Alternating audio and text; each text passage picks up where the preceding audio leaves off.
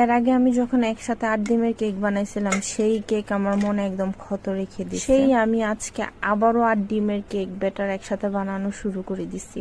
এই কেকের ব্যাটারটা আমি মিক্স করতেছিলাম আর মনে মনে আল্লাহ আল্লাহ করতেছিলাম, কজ এমনিতেই হচ্ছে চকলেট কেকগুলা বেশি একটা ফুলে না, তার উপর আমি একসাথে কতগুলা ব্যাটার নিছি। আর আপনারা কিন্তু মনে করবেন না আমি এখানে কোনো সাসপেন্স ক্রিয়েট করার জন্য কিছু বলতেছি, আসলে এই ব্যাটারটা আমার নষ্ট হয়েছে, পুরাপুরি না হইলেও ভালো রকমের একটা বাস দিছে। আমার সমস্যা কোন জায়গায় বুঝি না, বাট চকলেট কেকটা আমাকে মারাত্মক রকমের ঝামেলায় ফেলে দেয়।